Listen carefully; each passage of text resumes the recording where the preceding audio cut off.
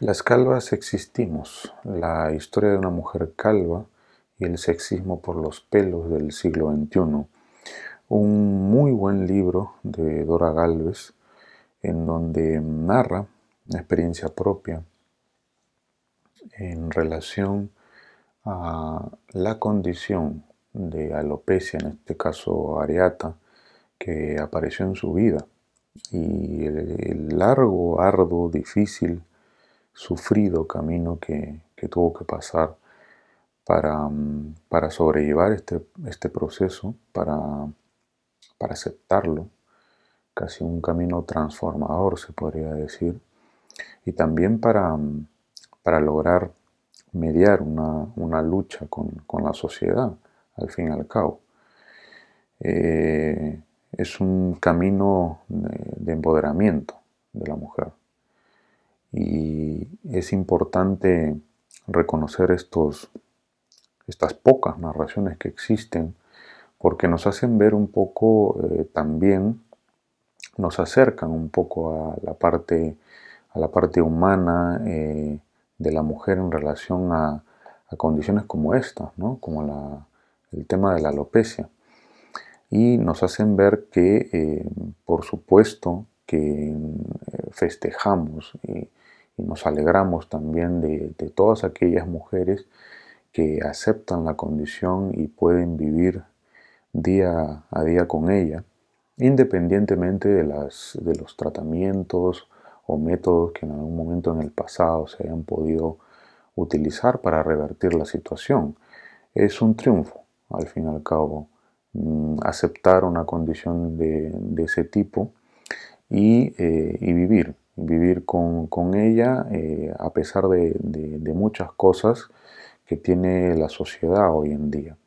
Y por supuesto que también narraciones como esta nos ayudan para entender ese, ese dolor que puede sentir en algunos momentos la mujer, en este caso, en los diferentes estadios, ¿no? del avance de la alopecia. Hay una parte muy interesante en donde asemeja a este proceso de ir, de adentrarse en el camino de la alopecia como si fuese un vacío, ¿no? Como si fuese un pozo oscuro que uno va cayendo y que fuera de ser un proceso natural, lo asemeja a un proceso destructor, en donde va perdiendo el ánimo, va perdiendo la sonrisa, va perdiendo inclusive sentimientos como el amor.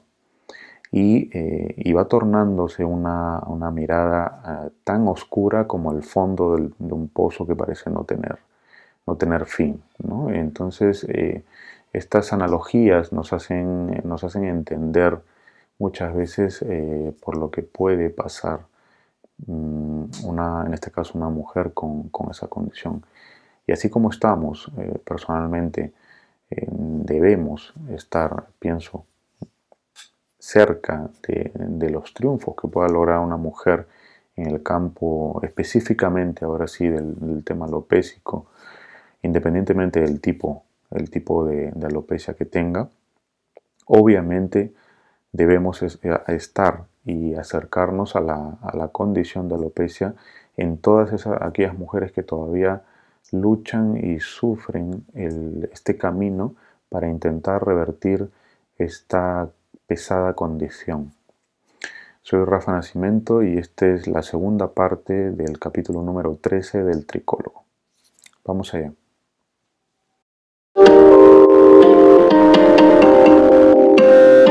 Esto es El Tricólogo, un programa del canal de Unity Head. Si quieres entender a fondo los diferentes problemas capilares que existen y sus posibles soluciones científicas, este es tu lugar. Segunda parte del capítulo número 13 del Tricólogo. Muy buena, soy Rafa Nascimento. Nos habíamos quedado un poco con el concepto, con la entidad de síndrome de ovario poliquístico, un cuadro que, bueno, daría un programa para hablar de ello, inclusive solamente si tocamos el tema de la alopecia, aunque para referirnos a este proceso, a esta entidad que toca a las mujeres, de hecho, en relación a la pérdida de cabello tenemos que referirnos a esas características de hiperandrogenismo que pueden existir en los cuadros de síndrome de ovario poliquístico, y dentro de esas características de hiperandrogenismo, en este caso me estoy refiriendo a las características visuales, clínicas que uno ve, pues obviamente está presente o puede estar presente, en este caso la alopecia, ¿no? Con tintes androgénicos. Pero no solo eso, ¿no? Existe un hiperandrogenismo que puede expresarse también como hirsutismo, con procesos de acné intenso y, como acabo de comentar, también la pérdida de cabello. Pero hay que tener presente que inclusive en esta entidad que afecta a las mujeres, también se puede observar que estos estados de hiperandrogenismo pueden ser evidentemente clínicos o analíticos.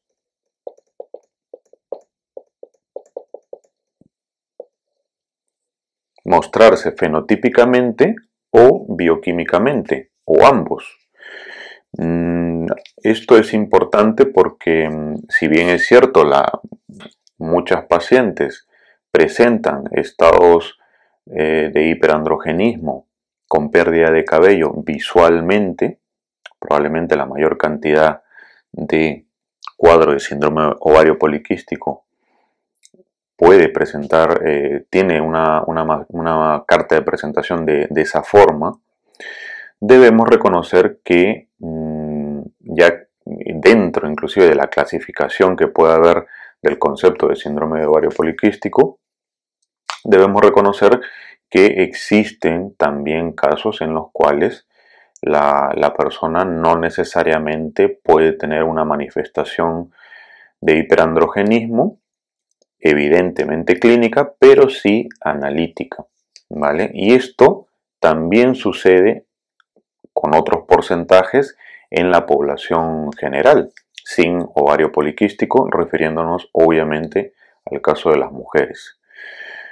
Este concepto quería dejarlo medianamente claro en relación a cómo se puede presentar también esta entidad en la vida de las mujeres, y que obviamente unos datos de alerta a veces los recogemos de esa clínica, ¿no? De esa clínica que vemos, no solamente de esas alteraciones menstruales muy bien documentadas desde el punto de vista ginecológico, sino que también hay otras áreas médicas como la endocrinología, y también toca parte de la dermatología, que pueden mostrar o pueden detectar, mejor dicho, esta entidad desde otros ángulos. Una de las cosas que también hay que tener en cuenta, enlazando a este proceso, a esta entidad, o alejándonos, mejor dicho, de esta entidad, son algunos datos que tienen que ver con la alopecia androgénica, un tipo de pérdida de cabello, un tipo de alopecia, y aquellas mujeres que empiezan a presentar en algún momento de la vida, de su vida, el llamado síndrome metabólico.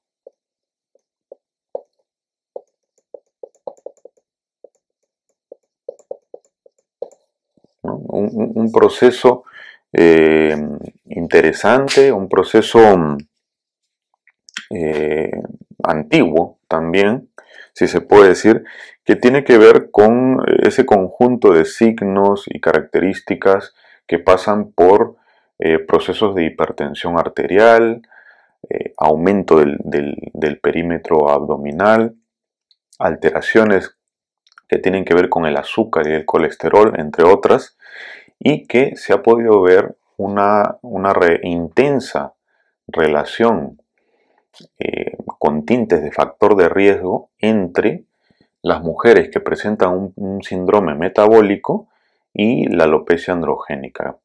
Probablemente, y de hecho ya hay algunos estudios que lo muestran de forma más fuerte y más intensa que en el caso de los caballeros. Entonces, ojo con aquellas pacientes tipo que van entrando en una edad, en una década de 40, 50, 60, que pueden presentar ciertas características de síndrome metabólico y que a su vez también presentan paralelamente un proceso de alopecia androgénica.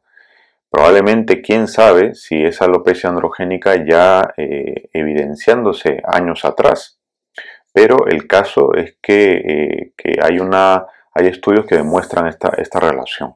Entonces es importante porque ya no solamente estamos hablando de un problema visual, sino que este problema visual puede estar relacionado a otras características que hay que controlarlas, porque ya pasa de ser un tema netamente situacional de una entidad o una condición, a tener obviamente procesos que hay que controlar, ya no solamente en las mujeres, sino en el caso de los hombres.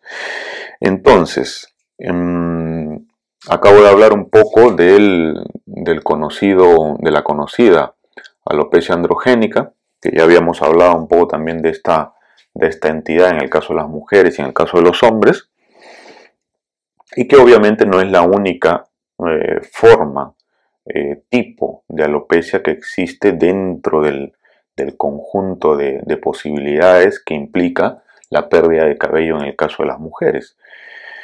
Pero sí es verdad que cuando nos metemos a áreas que tienen que ver con prevalencia, estadística, porcentajes de mujeres que pueden a lo largo de su vida presentar pérdida de cabello con un patrón típico, hay que reconocer que hay muchos estudios que hacen casi un símil entre la pérdida de cabello del patrón femenino con la alopecia androgénica, básicamente porque es, digamos así, dentro de las más prevalentes. Entonces, los números, aunque a veces nos hablen de un patrón femenino de pérdida de cabello y nosotros tengamos en la cabeza de que pueden haber muchas otras opciones aparte de la alopecia androgénica, generalmente han mostrado una prevalencia basándose en el señor de alopecia androgénica. Entonces, bajo ese punto de vista y ese enfoque que han tenido los estudios que se han realizado hasta a día de hoy, desde el punto de vista de la prevalencia, deberíamos también tener presente qué es lo que existe a nivel de números. Para ello, vamos a considerar ciertos rangos de edad en el caso de la mujer. 30, 40, 50 y hasta aquí, más o menos, más de 50. 60 podríamos poner, años.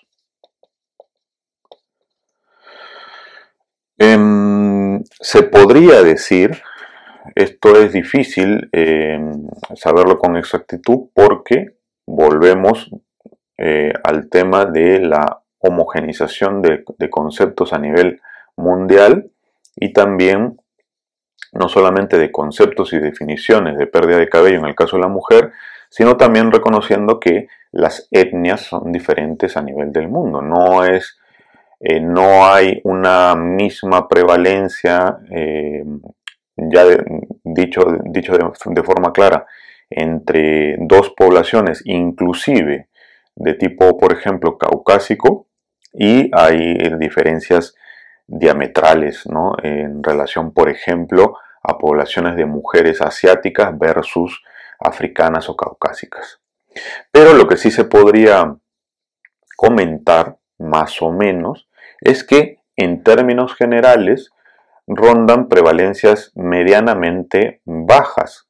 Bajas estaríamos hablando de promedios que pueden rondar los 15, 18 a 20, aunque hay que hablar de que eso va en aumento conforme avanzan las décadas de la vida.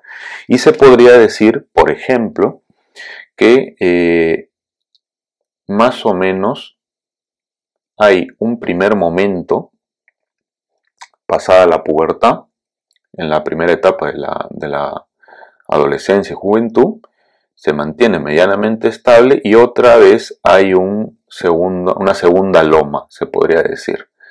Aquí hay valores realmente muy bajos, ¿no? Que podrían rondar los 10, 12% como mucho, para pasar a un 24% y luego rondar un 35% a más, y esto se dispara, ¿no? Se dispara aquí porque, como habíamos un poco comentado en el capítulo pasado, obviamente el proceso menopáusico en el caso de la mujer, pues es un cerrojo abierto, ¿no? Para expresión de muchas cosas, pero específicamente hablando de procesos como la androgénica, en donde se pierde en cierta medida algo de protección, y como que la historia alopécica empezaría más o menos aquí, aunque no quiere decir que haya porcentajes poblacionales que pueden presentar ya una androgénica a edades tempranas, pero nada comparado al tema masculino. Lo que no quiere decir que si aparecen, no hablo de gravedad, ojo, ¿vale? Hablo de presentación, porque hay realmente puede haber inclusive dramas en estas zonas, pero solamente estoy hablando un poco de la prevalencia. Y obviamente esto se puede disparar 60, 70, 80 años, ¿no? Pero ya son edades, son décadas mayores, ¿no? Pero esto hay que tenerlo un poco presente. Viendo un poco esto como si fuesen, se podría decir, dos momentos, ¿no? Importantes en la vida de la mujer. Debemos tener esto presente, y hay otra idea, recordando un poco lo que he dicho antes. Hay otra idea que hay que tener, creo yo, medianamente clara como paciente, también como médico, pero sobre todo como paciente mujer, al momento de enfrentarse y de entender este proceso de pérdida de cabello. Y es un concepto que a veces es utilizado en otras áreas, en otros tipos de patologías y entidades, al cual yo llamo un poco como superposición.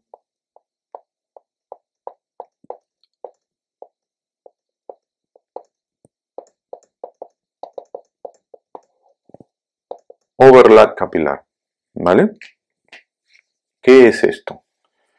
Ya había dado algunos atisbos cuando hablaba del síndrome ovario poliquístico, que puede estar ahí como un proceso oculto y que va dando avisos clínicos que a veces, si no lo hay, a veces es un poco difícil de detectarlo, ¿no? El síndrome metabólico probablemente sea un poco más fácil, entre comillas, porque implica más de una patología, pero aún así se van colando procesos en la vida de una persona. Entonces, ¿a qué me refiero con este tema de la superposición, o yo lo llamo un overlap capilar? ¿Qué significa eso? Que, por ejemplo, nosotros habíamos hablado de los conocidos efluvios. Ya hemos hablado en algún capítulo pasado sobre el tema de la caída del cabello en el caso de las mujeres, de los hombres también, pero las mujeres tienen una prevalencia medianamente alta de este problema y que a través de su vida, inclusive utilizando estas décadas, se presentan los efluvios de una forma estacional, de una forma en la cual aparecen embarazos o posoperatorios o COVID, y la persona pues obviamente puede tener fluvios, caídas de cabello muy intensas.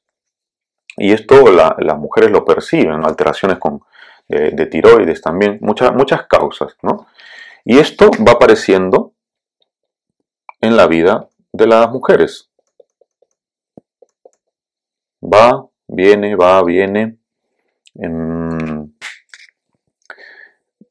de forma aguda, pocos meses, de forma crónica, ¿no?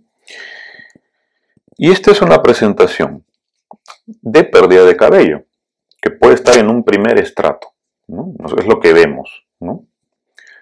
Pero eso no quiere decir, por ejemplo, que en algún momento de la vida de la mujer también aparezcan otros procesos de caída de cabello o vayan paralelamente como capas de cebolla discurriendo.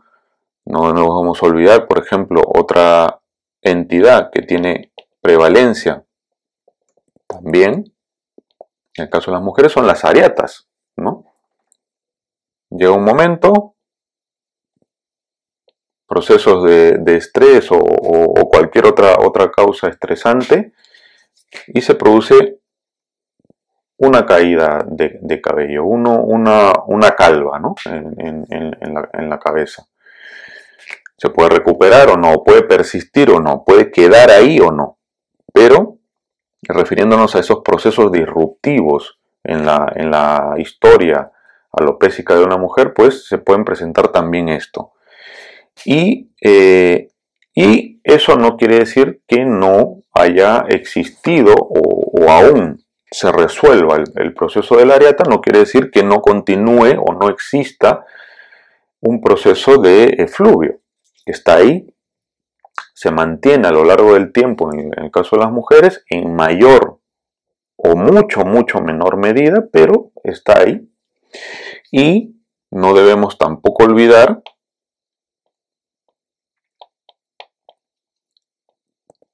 una alopecia androgénica, que hemos visto más o menos un poco la prevalencia, asumiendo lo que había comentado antes de los estudios, que puede estar por debajo inclusive de procesos de efluvios e ir dando la cara muy lentamente, haciéndose probablemente más intenso en décadas superiores, ¿no? 40, y ya no hablar del periodo posmenopáusico, donde probablemente esto se desate, se muestre tal cual. Pero la condición estaba ahí. Y quién sabe si una forma de avisar paralelamente a la alopecia androgénica haya sido algún proceso de efluvio que también habrá tenido sus causas, pero que estaba ahí. Estaba ahí y poco a poco en un proceso lento, crónico, de golpeo hormonal hacia esos folículos, ¿no? Pueda estar ahí y dar la cara luego. Y no queda ahí el problema, ¿no? Porque también no debemos olvidar a esas alopecias que son cicatriciales, ¿no? Y que sobre todo pueden presentarse en diferentes momentos de la vida.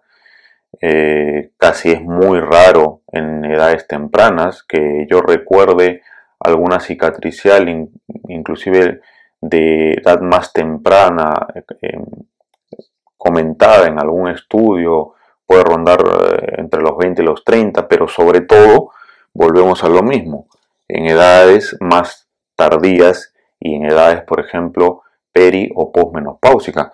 todos esos procesos de alopecia frontal fibrosante, circunferencial, cicatricial, centrífuga, entre otros, el líquen plano pilaris. Entonces, estos procesos pueden también mostrarse en algún momento de la vida de la mujer, ir por abajo, lentamente, algunos más rápido, pero no son procesos necesariamente agudos o abruptos, como si puede ser una areata, por ejemplo, y empiezan a presentarse.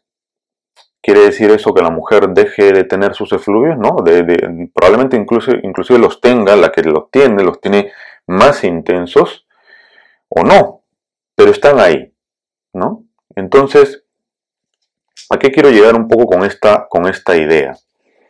Que aunque exista momentos claros de aquellas caídas de cabello que puedan existir en el caso de, sobre todo en el caso de las mujeres, llamándolo efluvio, caída estacional, debemos ir siguiendo la pista. Debemos o nunca deberíamos considerar, voy a ser un poco más estricto en esto. Nunca deberíamos considerar que una caída del cabello o un efluvio, en el caso de una mujer, sobre todo en edades avanzadas, sea solamente eso, sea solamente estacional, aún encontrándole una causa clara, ¿vale? Y menos si se repite en el tiempo o si se cronifica.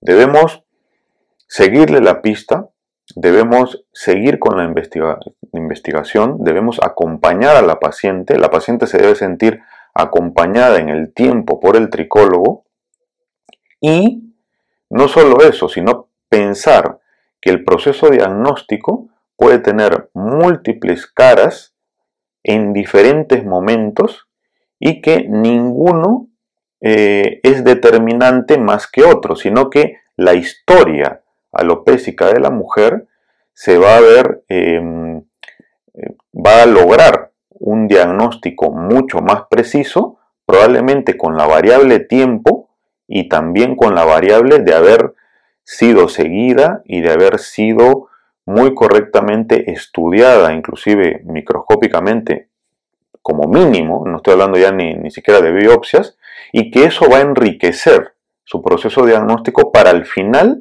tener un tratamiento y un esquema de manejo lo mejor posible para ella.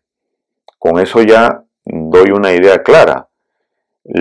A veces, en el caso de la mujer, muchas veces, no es tan fácil encontrar un diagnóstico porque puede haber más de uno, ¿vale? Y puede haber más de uno hoy y mañana puede haber más de lo que pienso. Entonces, nos queda asumir que puede existir una realidad que a veces no está dando la cara o sí la está dando, pero siempre seguir la pista, seguir el camino y entender que a veces esto se solapa y a veces o lo tenemos muy claro o a veces no lo tenemos claro y solo nos queda esperar y seguir procesos. Obviamente con un plan, ¿no? Los planes pueden ir cambiando y de hecho lo hacen y es normal y saludable que lo hagan en procesos e historias alopécicas de las mujeres. Pero si no tenemos esto claro, nosotros pues solamente pensaríamos, es una caída estacional, pues vamos a seguir con tal programa o tal proceso o tal loción tópica y ya está, asunto cerrado, se acabó el diagnóstico y a veces, muchas veces no es así, ¿vale? Entonces yo quería dejar claro esta idea que yo suelo manejar sobre todo en la consulta y entender que los procesos de pérdida de cabello en el caso de las mujeres pues pueden tener muchísimas aristas, muchísimas caras y que hay que girar todo, ¿no? Hay que verlo de más de un ángulo o a veces desde arriba o a veces desde abajo para intentar entender qué es lo que está pasando con su problema de pérdida de cabello, ¿vale? Esto era un poco lo que quería hablar el día de hoy en esta segunda parte del capítulo número 13 y ya entraríamos un poco, ya creo, de lleno con el manejo, con el tratamiento en el siguiente capítulo. Así que por ahora eso es todo. Cualquier pregunta, comentarios, como siempre, gracias por las preguntas que recibo. Y nada, nos vemos en la próxima, ¿vale? Hasta luego.